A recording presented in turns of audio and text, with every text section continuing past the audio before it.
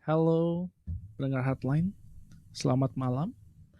Kembali bersama saya, Chang Lao She, di acara Kelimpahan Alkitabiah. Eh, saya perkenalkan diri dulu, saya adalah seorang perencana keuangan, saya bukan pendeta. Saya bergereja di Jakarta City Blessing, cabang Green Lake. Nah, hari ini kita mau bahas hikmat dari Amsal bagian 6. Kalau yang belum ketinggalan acara ini atau acara-acara sebelumnya pengen nonton lagi, silakan subscribe ke saya punya channel di YouTube di Kelimpahan Alkitabiah. Saya juga ada renungan harian di sana. Oke, ini acara interaktif. Kalau nanti ada pertanyaan boleh WhatsApp atau boleh komen di YouTube kalau ada yang lagi nonton live. Yang lagi nonton live, kalau mau nonton live di Heartline Network di YouTube. Hari ini saya mau bawain judulnya Jangan Ingin Kaya. Ini hikmat dari Amsal bagian 6 ya. Jadi selama ini saya sudah jelasin bagaimana caranya supaya kita bisa menjadi orang yang makmur, orang yang berhasil, orang yang punya uang. Sekarang saya bilang bahwa jangan ingin kaya. Maksudnya apa? Orang itu berpikir bahwa mereka itu pengen punya uang. Sebetulnya bukan orang pengen uang. Orang itu pengen apa yang bisa diberikan oleh uang. Jadi kalau misalnya orang punya uang, dia bisa beli hal-hal yang dia suka, dia bisa pergi liburan, dia beli kepuasan, beli makanan enak, beli mobil, beli rumah. Nah, apa sih sebetulnya yang orang mau itu? Orang itu sebetulnya mau yang namanya state. State itu bahasa Inggris artinya keadaan. Keadaan yang baik itu yang mereka pikir bisa dibeli pakai uang.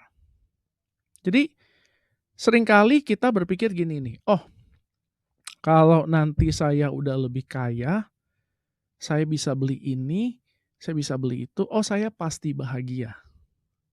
Ini pikiran orang pada umumnya. Misalnya kita naik angkot. Naik angkot terus kita pikir, oh atau naik bus Transjakarta gitu. Kalau misalnya saya punya motor, kayaknya saya bakal lebih bahagia nih. Terus kita nabung, terus kita beli motor.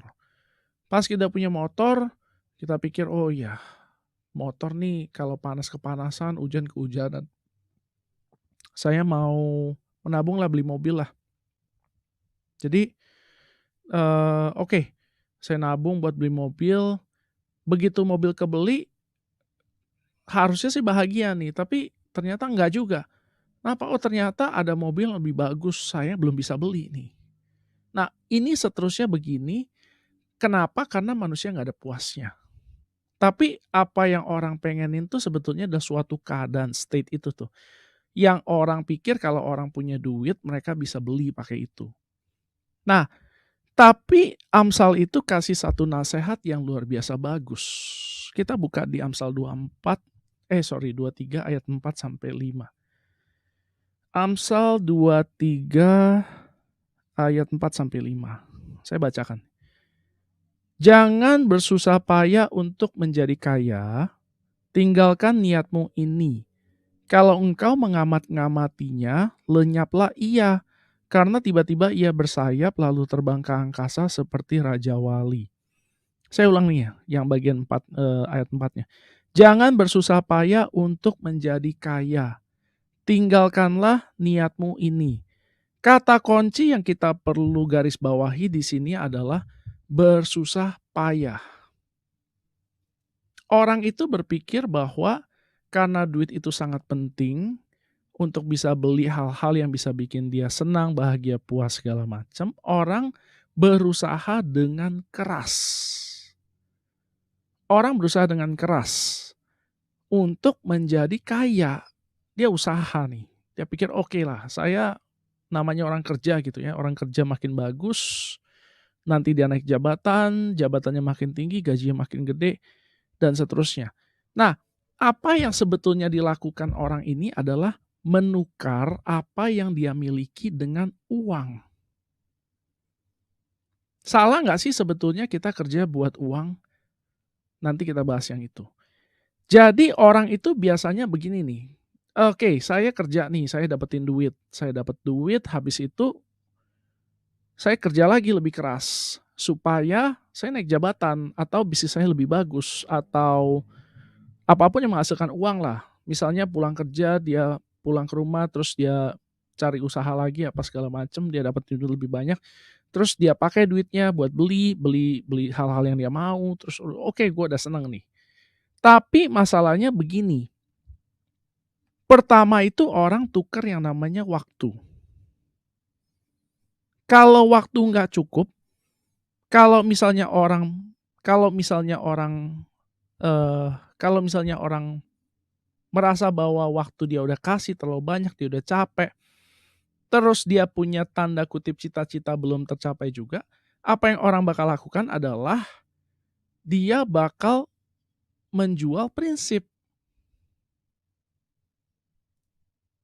Jadi prinsip dia mulai tergadai untuk mendapatkan yang namanya uang. Kalau misalnya dia udah mati-matian, udah jual prinsip, masih belum nyampe juga, yang terakhir yang akan dia jual adalah jiwanya sendiri. Di dalam ayat Matius Matius berapa itu?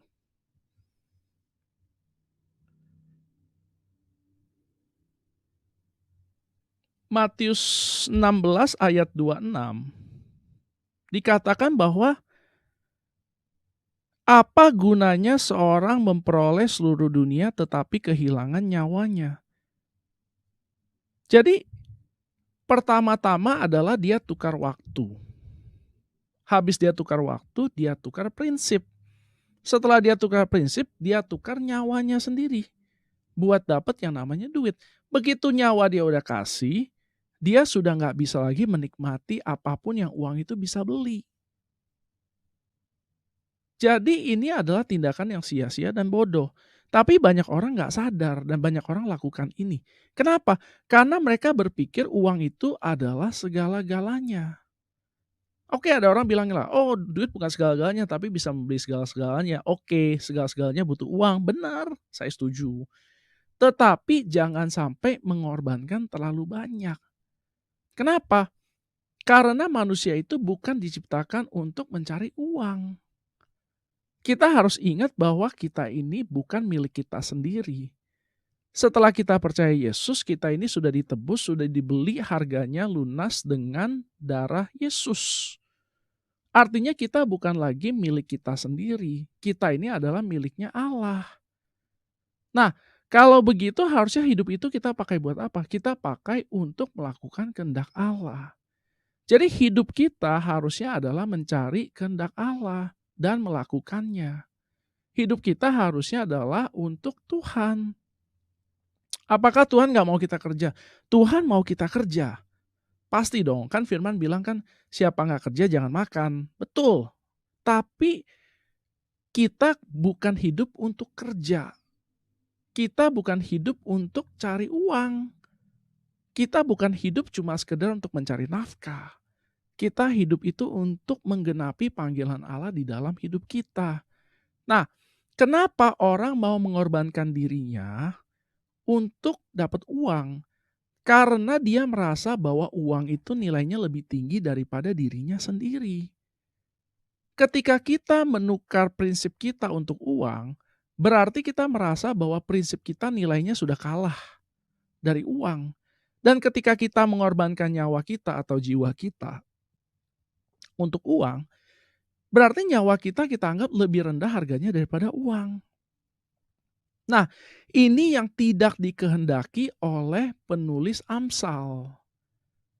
Salomo itu adalah orang yang memiliki segala-galanya. Tetapi di kitab Pengkhotbah dia katakan bahwa dia benci dengan hidupnya. Jadi segala uang yang dia punya, segala kemewahan yang dia punya, segala pakaian bagus yang dia punya, segala hal yang hebat yang dia punya kandang kandang kandang kuda, dia punya peralatan makannya dari emas dan sebagainya, semuanya dianggap sampah dan dia benci. Kenapa bisa begitu? Karena ternyata uang yang dia pikir, yang orang-orang pikir bisa mendatangkan kebahagiaan, kepuasan, dan sebagainya, ternyata tidak terjadi. Artinya apa? Artinya manusia itu tidak bisa dipuaskan oleh hal-hal duniawi. Nah, semakin cepat kita mengerti ini akan semakin baik dampaknya buat kita. Kenapa? Karena Tuhan itu menciptakan kita untuk suatu alasan khusus. Nah, alasan itulah harusnya yang bikin kita ini hidupnya itu menjadi puas. Ketika kita melakukan kehendak Tuhan di dalam hidup kita, ini akan membawa kita damai sejahtera dan sukacita yang tidak terkira. Yang ini akan lebih berharga daripada cuma sekedar hal-hal mewah. Siapa sih nggak pengen punya uang? Oke. Tapi kalau uang itu bikin kita jadi stres, uang itu bikin kita jadi deg-degan, uang itu bikin kita nggak bisa tidur waktu malam, ini jadi masalah. Seharusnya kalau kita pikir orang-orang kaya mestinya adalah orang-orang paling bahagia di dunia. Kenyataannya adalah enggak. Banyak orang kaya nggak bisa tidur karena takut kehilangan uang.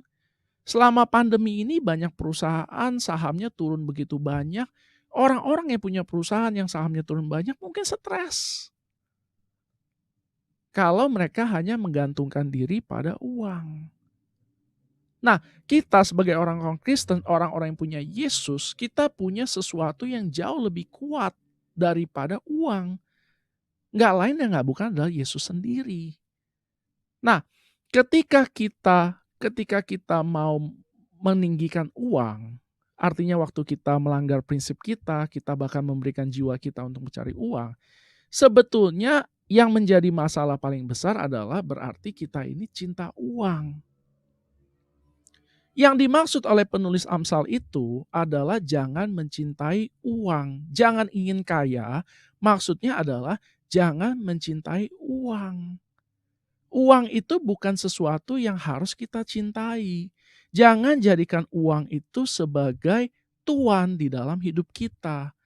Orang-orang ketika mereka mencari uang, mereka akan kesusahan. Mari kita buka ayatnya di 1 Timotius 6. 1 Timotius 6 ayatnya yang ke 9 sampai 10. Tetapi mereka yang ingin kaya, oke garis bawahi kata ingin, terjatuh ke dalam pencobaan, ke dalam jerat, dan ke dalam berbagai-bagai nafsu yang hampa dan yang mencelakakan, yang menenggelamkan manusia ke dalam keruntuhan dan kebinasaan. Sampai sini dulu nih. Nah, jadi kita bayangkan, uang itu sebetulnya ini kayak pisau. Kita bisa pakai buat masak atau kita bisa pakai buat bunuh orang. Kalau kita pakainya benar, kita pakai buat masak. Kalau kita pakainya salah, kita bisa pakai buat bunuh orang atau bunuh diri sendiri. Nah, uang itu kalau kita jadikan dia hamba, dia akan menjadi hamba yang baik. Ketika kita jadikan dia tuan, dia akan menjadi tuan yang jahat. Orang yang ingin kaya akan terjatuh ke dalam berbagai macam pencobaan dan jerat. Jadi ketika orang nggak punya uang, dia nggak akan berpikir untuk melakukan hal-hal yang nggak benar pakai uangnya. Tetapi ketika orang itu punya uang dan dia nggak punya hati yang baik, dia nggak punya hati yang siap, itu akan terjadi. Dia bakal pakai uangnya buat hal-hal yang nggak benar.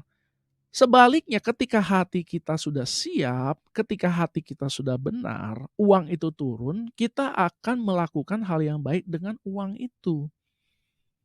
Ini yang penting. Sikap cinta akan uang, sikap ingin kaya ini, itu ujung-ujungnya apa? Ini yang kita perlu cermati. Ketika kita memfokuskan diri pada sekedar pingin punya uang supaya hidup kita semakin nyaman dan enak dan sebagainya, kita sebetulnya sedang menyiapkan diri untuk hal-hal yang buruk di masa depan.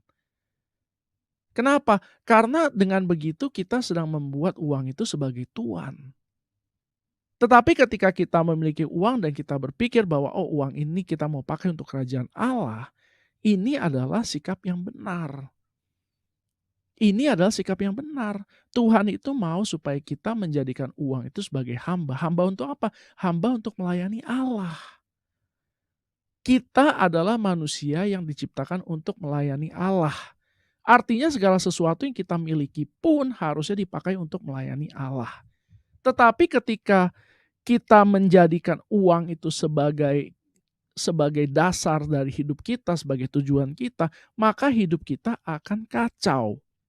Lanjut ayat 10, 1 Timotius 6 ayat 10, karena akar segala kejahatan ialah cinta uang. Sebab oleh memburu uanglah beberapa orang telah menyimpang dari iman dan menyiksa dirinya dengan berbagai-bagai duka. Jadi yang tadi tahapannya, pertama kita menukar waktu, kedua kita menukar prinsip, ketiga kita menukar nyawa kita. Di sini dikatakan orang telah menyimpang dari iman, artinya dia menukar nyawanya dengan uang. Jadi bagaimana dong? Orang-orang ini menghalalkan segala macam cara dia tabrak, yang penting dia dapat duit. Mau halal, mau nggak halal, mau bener, mau nggak bener, mau ngorbanin kesehatan kek, mau ngorbanin keluarga kek, pokoknya uang nomor satu. Dan mereka punya dalih, oh iya kan namanya orang hidup butuh uang, keluarga butuh uang, segala macam. Ini yang bakal bikin orang itu sibuk cari uang dan lupa akan tujuan ilahi. Setiap orang yang sudah percaya Yesus memiliki tujuan ilahi di dalam hidup mereka. Nah, ketika orang Kristen menyadari bahwa oke, saya hidup ini sebetulnya buat kehendak Tuhan, bukan buat cari uang. Dan terus mereka kerja, balik lagi ke pertanyaan semula. Harusnya kita kerja buat apa dong? Kita seharusnya bekerja itu untuk melakukan kehendak Allah. Sekali lagi saya ulang nih, mungkin banyak yang kaget nih. Seharusnya kita ini kerja buat menggenapi kehendak Allah. Jadi bekerjalah di dalam pekerjaan yang Tuhan telah tetapkan. Dan itu adalah kehendaknya Tuhan. Pekerjaan semacam ini sudah pasti akan memberkati orang lain. Dan sudah pasti akan memberkati diri kita sendiri. Jadi Tuhan itu mau supaya hidup kita ini diberkati dan hidup orang-orang di sekitar kita pun diberkati. Jadi kita harusnya bekerja bukan karena dapat uang saja, tapi karena memang ini adalah kehendak Tuhan. Ketika kita sedang melakukan kehendak Tuhan, baik kita maupun orang-orang lain akan diberkati. Inilah yang seharusnya terjadi. Inilah harusnya menjadi mindsetnya orang Kristen. Jadi orang Kristen itu harusnya mindsetnya adalah saya mau melakukan kehendak Tuhan. Oleh karena itu saya bekerja. Saya mau melakukan kehendak Tuhan. Oleh karena itu saya melakukan hal ini dan itu. Bukan karena saya ingin mendapatkan uang dari sini yang banyak. Artinya apa? Kita perlu bertanya sama Tuhan. Apakah sekarang yang kita kerjakan ini sesuai dengan kehendak Tuhan apa enggak? Kalau enggak bagaimana? Tanya sama Tuhan harus bagaimana. Tuhan itu mau anak-anaknya itu datang kepada dia seperti seorang anak datang pada bapaknya untuk mendapatkan petunjuk. Untuk mengerti isi hatinya, untuk mau melakukan kehendaknya. Ini adalah maunya Tuhan. Jadi kita harus mengerti. Tuhan itu mau kita bekerja. Di dalam Tesalonika dikatakan, hendaklah orang yang mencuri, berhenti mencuri, tetapi ia harus bekerja supaya dia bisa memberi. Ini adalah ayat yang membingungkan. Seharusnya kita ini bekerja supaya dapat uang, supaya bisa bayar tagihan. Tetapi firman bilang kita harus bekerja supaya kita bisa mendapat uang, supaya kita bisa memberi. Kenapa Tuhan ngomongnya memberi? Kenapa bukan memenuhi kebutuhan? Karena fokusnya Tuhan adalah kita memberkati orang lain. Jadi aspek paling penting dalam pekerjaan adalah ini memberkati orang atau enggak. Oke, kalau ada yang mau tanya boleh WhatsApp ke 0855 885 1006 atau kalau sekarang lagi nonton di YouTube bisa langsung komen di YouTube-nya. Kita break dulu. 833306 atau hubungi Yusmanto di 0817 188512 0817 188512. Oke, kita balik lagi. Nah, halo? Oke, sip. Jadi kita sudah jelasin bahwa yang masalah itu bukan uangnya, yang masalah itu adalah sikap ingin kaya, sikap ingin, cinta uang. Ini yang jadi masalah.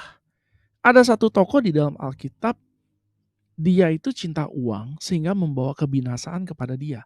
Nama tokohnya adalah Bileam. Ada satu orang namanya Bileam itu dia adalah seorang nabi. Dia adalah seorang ahli nujum lebih tepatnya. Ahli nujum ini dibayar oleh Raja Moab untuk mengutuk bangsa Israel. Lalu si Bileam ini dibujuk dengan uang. Tuhan itu sebetulnya nggak mau. Tapi karena iming-iming itu akhirnya dia datang terus-menerus kepada Tuhan dan dia ikut. Nah begitu dia naik ke atas, dia pengen keluarin kutuk yang keluar malah kata-kata berkat. Dan ini terjadi sampai 3 kali.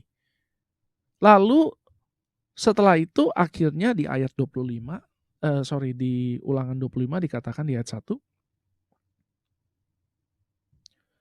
Sementara Israel tinggal di Sitim, Sitim itu di daerah padang gurun itu tuh, sudah dekat dengan daerah Moab. Mulailah bangsa itu berzina dengan perempuan-perempuan Moab. Perempuan-perempuan ini mengajak bangsa itu ke korban sembelihan bagi Allah mereka. Lalu bangsa itu turut makan dari korban itu dan menyembah Allah orang-orang itu. Ketika Israel berpasangan dengan Baal Peor, bangkitlah murka Tuhan terhadap Israel. Lalu berfirmanlah Tuhan kepada Musa, tangkaplah semua orang yang mengepalai bangsa itu dan gantunglah mereka di hadapan Tuhan di tempat terang, supaya murka Tuhan yang bernyala-nyala itu surut daripada Israel. Lalu berkatalah Musa kepada hakim-hakim Israel, baiklah masing-masing kamu membunuh orang-orang yang telah berpasangan dengan Baal Peor. Jadi Israel ini sudah dekat dengan daerah Moab. Tapi tiba-tiba ada perempuan-perempuan Moab datang, lalu menggoda pria-pria Israel.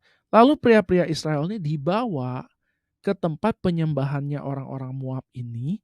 Lalu di sana mereka melakukan berbagai macam hal sehingga Tuhan ngamuk dan Tuhan bunuh. Jadi orang-orang Israel ini banyak yang mati karena apa yang diperbuat oleh bangsa Israel sendiri. Jadi kutukannya Bileam sudah gagal. Kutukan Bileam sudah gagal, akhirnya apa yang dia lakukan adalah dia pakai cara lain. Kita tahu dari mana bahwa ini adalah idenya Bileam. Kita lihat di 2 Petrus 2 ayatnya ke-15 dan 16.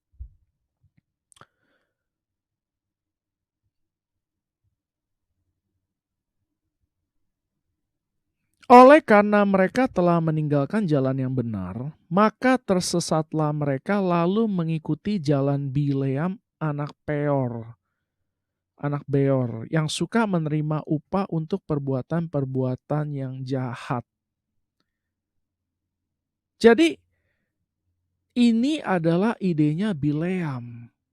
Setelah Bileam mencoba untuk mengutuk Israel dan tidak berhasil, maka dia memberikan suatu cara lain. Dan cara ini berhasil karena akibatnya banyak orang Israel mati terbunuh bukan oleh siapa-siapa tetapi oleh mereka sendiri.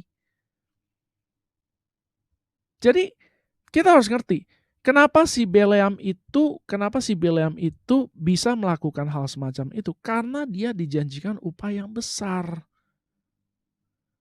Nah, orang itu seringkali karena dia mau uang, karena dia punya kebutuhan mungkin, karena dia tamak kah atau apapun, Dia melakukan hal-hal yang justru bertentangan dengan firman. Ini artinya dia menjual jiwanya demi uang. Sekali lagi, orang Israel adalah anak Allah. Kita sekarang adalah anak Allah. Anak Allah artinya orang yang telah ditebus oleh Allah, oleh Yesus. Sehingga kita bukan lagi milik kita sendiri, kita adalah miliknya Allah. Dan Tuhan mau supaya kita ini hidupnya untuk kehendak Dia. Bukan untuk memuaskan kedagingan kita. Tetapi kalau kita tidak menyadari ini dengan baik, kita akan berpikir bahwa hidup kita adalah hidup kita nggak ada hubungannya sama Tuhan. Oleh karena itu kita harus tanya sama Tuhan. Kita perlu punya hubungan yang intim dengan Tuhan. Kita harus mengerti kehendak Tuhan buat hidup kita tuh apa. Kalau enggak, akhirnya mereka akan mengikuti jalan Bileam. Banyak orang mengikuti jalan Bileam. Mereka suka anak Tuhan, tetapi hidup ini perlu duit, ya udahlah saya lakukan aja apa yang saya bisa. Akhirnya mereka lakukanlah hal-hal yang jahat, yang merusak orang lain, sama sekali nggak memberkati. Mulai dari hal paling sederhana, curi-curi waktu, curi-curi sana-sini dengan dikit-dikit, atau yang lebih ekstrim, jual narkoba misalnya.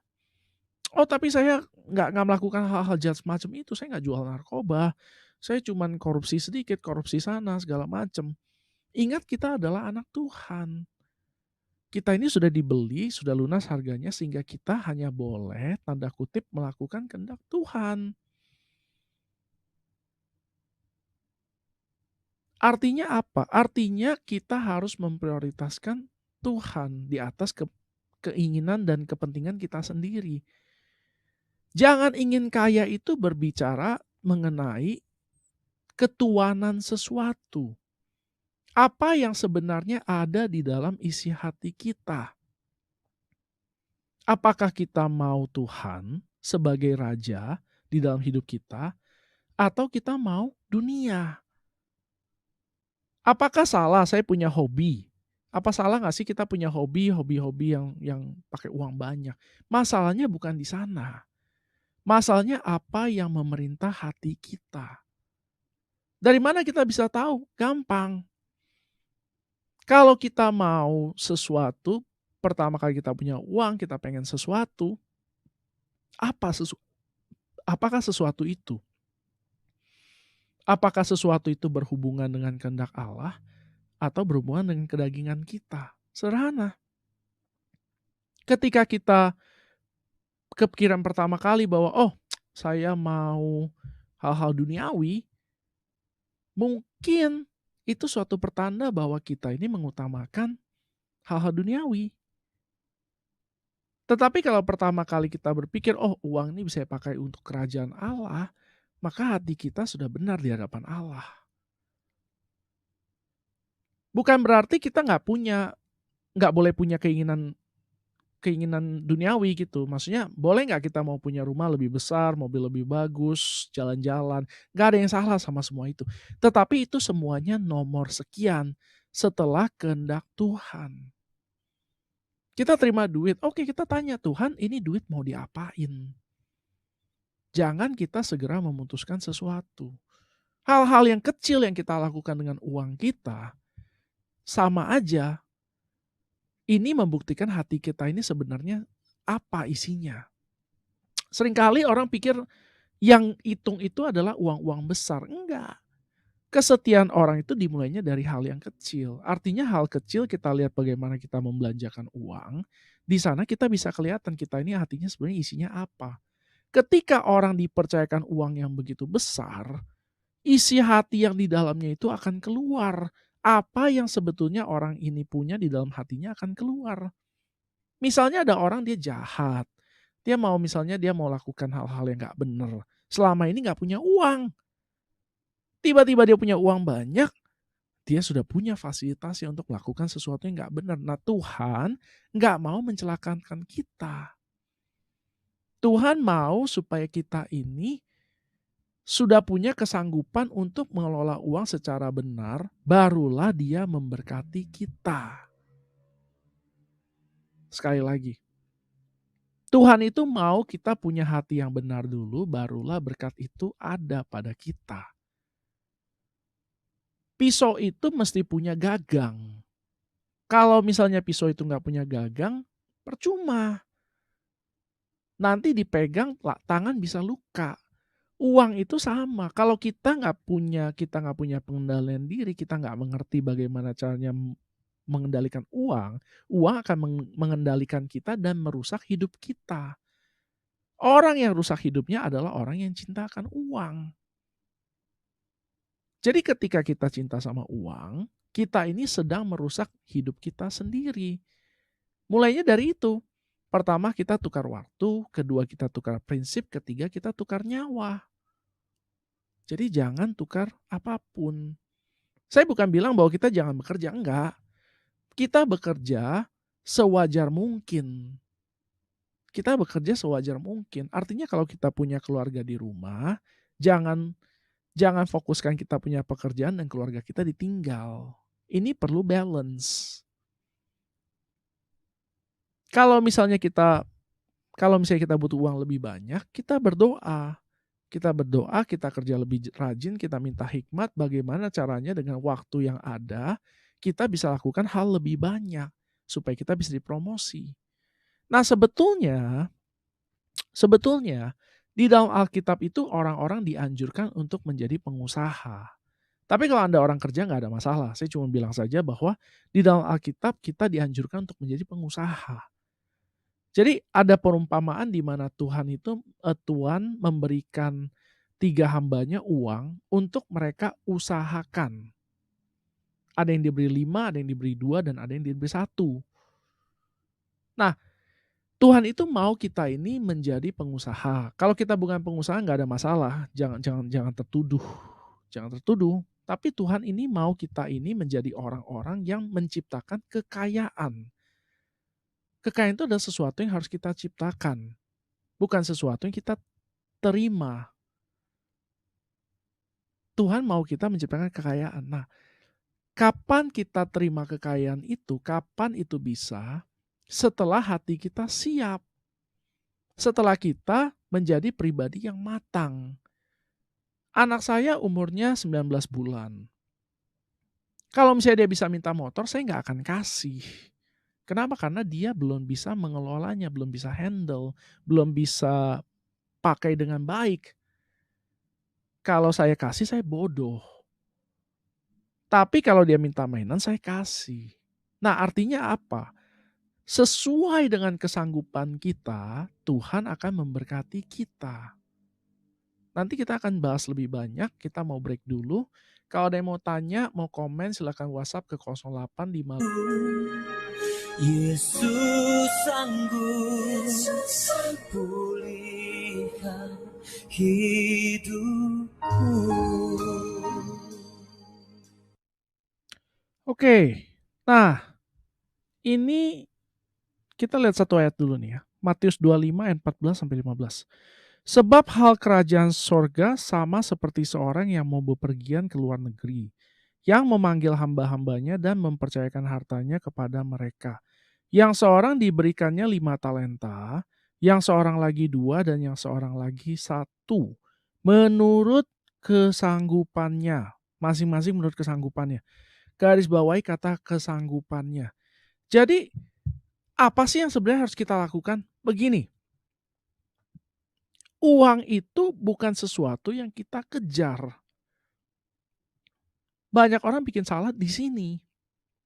Uang itu bukan sesuatu yang kita kejar. Kekayaan itu bukan sesuatu yang kita kejar. Kita itu harusnya ngapain sih? Kita ini seharusnya membangun diri. Kita membangun diri. Prinsipnya itu adalah uang itu bukan sesuatu yang kita kejar, uang itu sesuatu yang tertarik kepada kita. Kita ini menjadi magnetnya uang. Bagaimana caranya supaya kita bisa menjadi magnet uang? Kita harus memiliki sikap hati yang benar. Kita ini harusnya membangun diri. Jadi, Apa yang kita perlu lakukan adalah kita perlu membangun diri kita, membangun kesanggupan kita, sehingga berkat itu akan turun kepada kita. Kita ini perlu nyiapin wadah. Kalau sekarang wadah kita adalah satu mangkok, usahakanlah supaya kita berubah, kita bangun menjadi satu ember. Kalau kita sekarang satu ember, kita usahakan kita bangun diri sampai menjadi satu kolam. Kalau misalnya kita udah sekarang satu kolam, bangunlah diri sampai kita menjadi danau. Setelah kita jadi danau, usahakanlah, belajarlah, bangunlah diri sampai kita menjadi seperti laut. Apa yang bakal terjadi setelah itu akan turun hujan. Nah, siapa yang mempunyai wadah yang terbesar, dia akan menerima paling banyak. Kalau kita mau punya uang, kita mau berhasil dalam hidup, kita harus membangun diri. Nah, membangun diri itu termasuk diantaranya adalah tidak mengingini uang, tidak mencintai uang. Orang yang mencintai uang, yang mengejar-ngejar uang, akan sakit hati, akan penuh dengan berbagai penderitaan, bahkan mungkin juga kehilangan iman. Tetapi orang yang membangun diri akan membuat uang datang secara otomatis. Kita lihat di ayat 60, Yesaya 60 ayat 5. Yesaya 60 ayat 5. Ini ayat yang orang banyak sering kali kutip. Orang amin, amin, amin, amin, amin. Tapi orang nggak ngerti maksudnya apa. Yesaya 60 ayat 5. Pada waktu itu engkau akan heran melihat dan berseri-seri. Engkau akan tercengang dan akan berbesar hati. Sebab kelimpahan dari seberang laut akan beralih kepadamu, dan kekayaan bangsa-bangsa akan datang kepadamu. Nah, kita mengartikan kelimpahan dari seberang laut ini datang kepada kita, kekayaan bangsa-bangsa datang kepada kita, seolah-olah ini sesuatu yang supranatural. Sebetulnya bukan. Ketika kita membangun diri, orang akan tertarik dan memberikan kita bisnis. Orang akan tertarik dan memberikan kita promosi. Ini yang dimaksud oleh ayat itu. Jadi bukan tiba-tiba orang kasih kita uang. Bisa aja orang tiba-tiba kasih kita uang. Tapi itu bukan intinya. Intinya adalah kita mau menjadi orang yang memberkati. Kita yang harusnya memberi kepada orang lain. Bagaimana caranya? Kita harus punya uang. Nah, ketika kita membangun diri, uang akan datang. Dan ketika uang itu datang, kita bisa perlakukan dia sebagai hamba. Kita berikan untuk membangun kerajaan Allah. Kita berikan untuk membantu kualitas pertumbuhan orang. Ini yang seharusnya kita lakukan. Nah, bagaimana caranya yang paling mudah untuk kita bisa melawan kita punya rasa cinta uang? Kita udah terlanjur nih, oke udah terlanjur lah, udah terlanjur. Selama ini salah nih hidupnya nih. Terus mau gimana dong? Cara paling sederhana adalah dengan mulai memberi secara rutin dan teratur dan secara sadar. Memberi secara rutin, teratur, dan sadar. Memberi secara rutin, teratur, dan sadar. Maksudnya bagaimana? Jadi ketika kita mulai memberi dengan teratur dan dengan sadar, kita sudah mulai menyadari bahwa kita bukan lagi pemilik dari uang ini. Kita adalah orang yang dipercayakan Tuhan untuk mengelola uang ini. Nah, mentalitas pengelola itu yang akan membuat kita tidak lagi menjadi orang yang tamak. Jadi bagaimana caranya? Ya kita beri secara konsisten dan secara sadar. Kita beri secara konsisten dan secara sadar. Sampai kita terus-menerus kita lakukan, kita baru sadar, oh iya ternyata ketika kita lihat waktu kita rutin memberi, ternyata kita malah semakin diberkati. Artinya apa? Artinya Tuhan melihat bahwa kita adalah hamba yang setia. Kecakapan kita naik sehingga Tuhan memberikan berkat yang lebih. Jadi, hari ini saya mau tutup dengan ini nih. Ingatlah bahwa uang itu bukan sesuatu yang harus kita kejar, melainkan sesuatu yang akan tertarik kepada orang yang menarik. Jadi jadilah orang yang menarik itu. Hilangkan rasa cinta akan uang itu dengan cara kita memberi secara teratur, secara konsisten, dan secara sadar. Sehingga kita mengerti bahwa Tuhan itu adalah pemilik dan kita ini hanyalah seorang pengelola. Siaran saya hari ini aja, sampai sini aja. Kalau ada yang mau tanya, ada yang mau bantuan doa, ada yang mau komen, atau ada yang mau memberi untuk mendukung siaran ini, Kelimpahan Alkitabiah di radio ini, boleh silakan kontak ke 081932184218. Sekali lagi, 081932